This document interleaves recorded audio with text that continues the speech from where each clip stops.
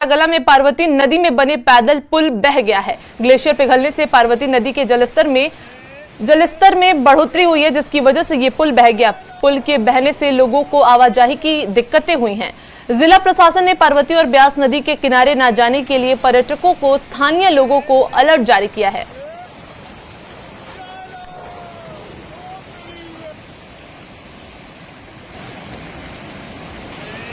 और इस खबर पर ज्यादा जानकारी के साथ हमारे साथ तुलसी जुड़ रहे हैं, जो इस खबर पर हमें जानकारी देंगे।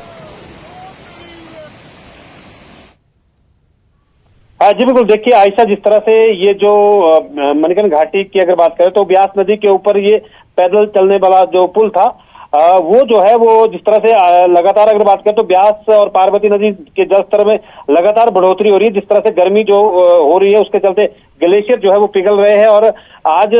सुबह ही जो है मणिकर्ण घाटी के जो कटागला में पैदल चलने वाला जो पुल था वो नदी में जिस तरह से जो जलस्तर में बढ़ोतरी हुई उसके चलते वहां पर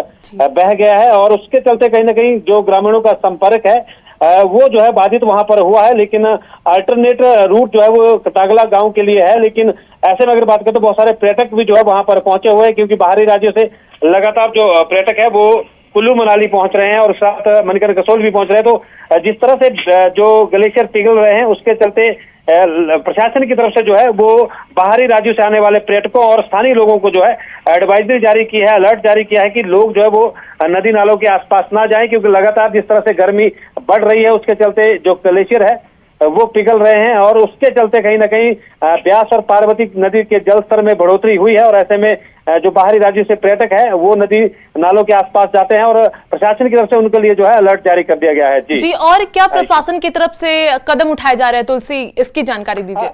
जी बिल्कुल, देखिए जिस तरह से जो लगातार अगर बात करें तो ब्यास और पार्वती नदी के जलस्तर में जो बढ़ोतरी हुई है उसके चलते कहीं ना कहीं जितने भी जो रिवर बेड है वहां पर जो प्रशासन की तरफ से जो है वो जवान जो है वो तैनात किए गए हैं कि जो पर्यटक है वो नदी के आसपास ना जाएं। और इससे पहले की अगर बात करें तो बहुत सारे जो हादसे वो नदी किनारे जो जाने वाले पर्यटक है उनके साथ हुए हैं। और ऐसे में जिस तरह से ये जो पुल बह गया है कटागला के पास, तो वहां पर जो है फिलहाल जो लोग है जो ग्रामीण है उनको जो है अल्टरनेट जो रूट वहां पर है उससे जो है जाने के लिए प्रशासन की तरफ से कहा गया है। लेकिन ये जिस तरह से ये जो पैदल चलने वाला पुल जो वहां पर बह गया है उसके चलते हालांकि ग्रामीणों की आवाजाही के लिए भारी दिक्कतों का सामना करना पड़ रहा है और लोग भी जो है बाहरी राज्य से पर्यटक भी बहुत इस एरिया में आते हैं, क्योंकि कटागला की अगर बात करें, मणिकर्ण कसोल की बात करें तो यहाँ पर बड़ी संख्या में जो पर्यटक है वो आजकल आ रहे हैं और कहीं ना कहीं ये जो पुल बहने से जो आवाजाही है वो फिलहाल बाधित वहां पर हुई है। लेकिन प्रशासन की तरफ से जो है वो लोगों के लिए जो प्रावधान किया जा रहा है। जी, तो अभी जो बाहर से पर्यटक आ रहे हैं क्या अभी भी वहां मौजूद है? वहां के मतलब पर्यटकों को लेके हालात कैसे हैं, तुलसी? जी बिल्कुल, देखिए जिस तरह से पर्यटक जो है बड़ी संख्या में कुल्लू मनाली, मणिकर्ण कसोल और तीर्थन की तरफ पहुंच रहे हैं। लेकिन जहां पर ये जो कटागला जाने वाला जो पुल बह गया है ब्यास पार्वती नदी के जल जिस तरह से जो बढ़ोतरी हुई थी उसके चलते तो अल्टरनेट रूट है जहां पर पर्यटकों को आने जाने के लिए जो प्रबंध है वो है, क्योंकि ये जो पुल था ये नजदीक चलने के लिए जो पुल ग्रामीणों की तरफ से बनाया गया था, अब ये जो है पैदल चलने वाला जो पुल है वो क्षतिग्रस्त, तो जिस तरह से पार्वती नदी में बह गया तो उसके चलते जो है लोगों को जो आवाजाही के लिए परेशानियों का सामना करना पड़ रहा है, क्योंकि जो अल्टरनेट रूट है उसमें जो है लंबा रास्ता तय कर जो है ग्रामीणों को गांव तक पहुंचने के लिए जो बाकी सामान है,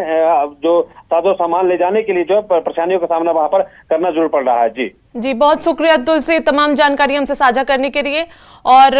मतलब कुल मिलाकर ये कहा जा सकता है कि अभी प्रशासन ने अलर्ट जारी किया है और वहां पे न जाने की हिदायत दी है। और खबरों में आगे बढ़ेंगे।